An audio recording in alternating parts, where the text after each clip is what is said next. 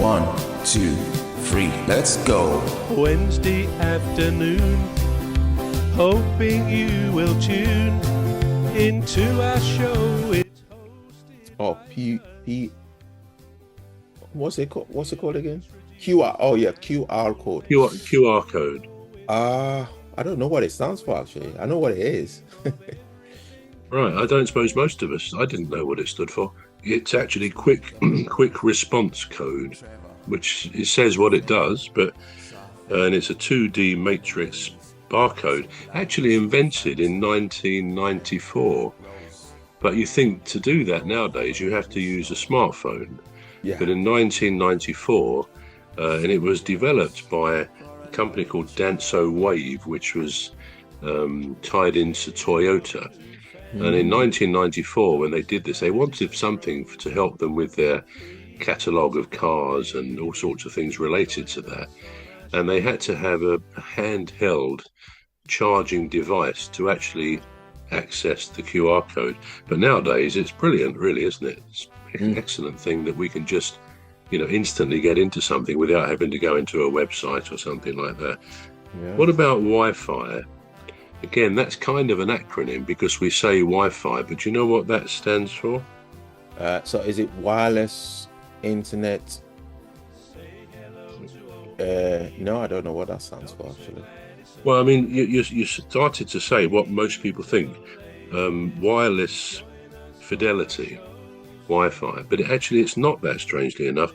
It's a brand name, Wireless Local Area Network, WLAN, but it's incredible, really, that it should be wireless fidelity, but it's not. For some reason, it's a brand name, and that's not what it is, wireless fidelity. And then the last one on this page, OCD.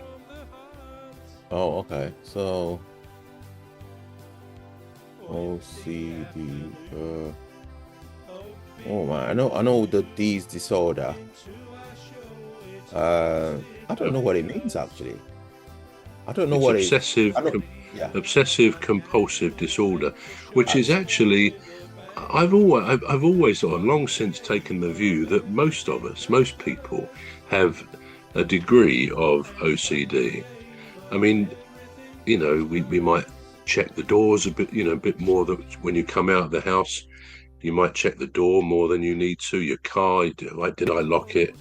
And other things, even in at home, you might check your gases or electric on the cooker 2 or 3 times before you go to bed, even though we know we've already done that. But it's strange how OCD can affect a lot of people, most people, but actually if you've got it seriously, it can be a very distressing illness to have. It's a mental sort of illness, really.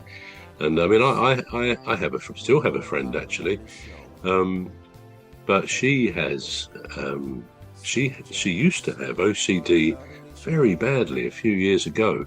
I mean, we used to play quite a lot of squash, usually once or twice a week.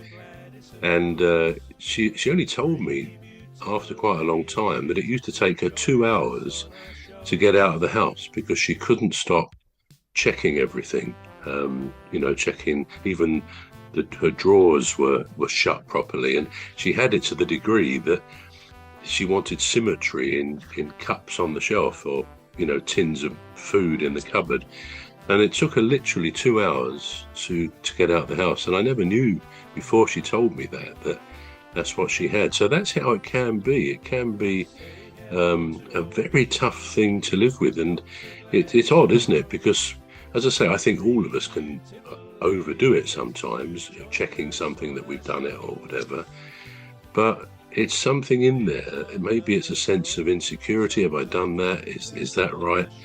And yeah, maybe... 1, 2, 3, let's go. Wednesday afternoon, hoping you will tune into our show. It's hosted by Cuz. He'll introduce the gang who'll make the show go with a bang. With fun. See, have I done that? Is that right? And yeah, maybe a lot of us, like, if you lined a few things up, I can't really think of an example, but if one of them's a bit crooked or a bit out of the way, I have to say I think, oh, that doesn't look good, and it can be something. Would you say you have any degree of OCD at all? Yeah, I didn't think so until Monday night. So we're invited by a couple, the Jeanette and I, and we just had to discuss something with the wedding because the husband of this our friend was doing the talk for the wedding, Right. ceremony. And he said, "Oh, do you want to come around on Monday night?" So I thought, yeah. He said it'd only be an hour. Anyway, went there. And as soon as we got in, the dog was barking. We just excitedly, not violently. Anyway, we sat down in the kitchen, and the wife, she said, I won't say her name, but she said, "Oh, what would you like?" I said I'd like a cup of tea. And you know them mats that you put on the table to put your hot plate on, and Yeah, the ones yeah. and the square ones that you put on the table to put your hot drinks on, and there were loads of them on the table, and I started rearranging them. I did.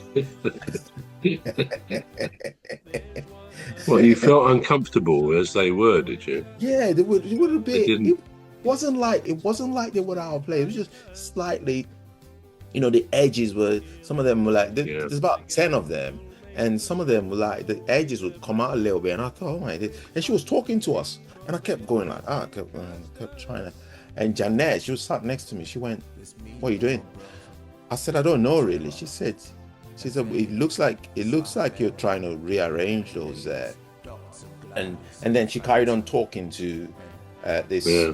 the householder, and she kept on talking to her, and I had to say to her, I said I have to apologize. I don't know have OCD, or at least I don't think I have OCD, because I was so engrossed in just straightening them up.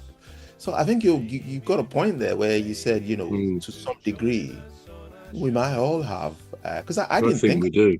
I didn't think I Yeah, had I think we do. Yeah. Yeah. But anyway, No, it's absolutely true. I think most of us have a measure on the spectrum of OCD. Probably most of us have it at the very light end of it, but it can be something it can become quite distressing as an illness. Yeah, so that was good. Out of those initialisms, you did pretty well. I'd say out of 15, you got about 11. So that that's was good. Okay, now there's a few more initialisms. Let me just ask you. 1, 2, 3, let's go. Wednesday afternoon, hoping you will tune into our show. It's hosted by Cuz. He'll introduce the gang who'll make the show go with a bang.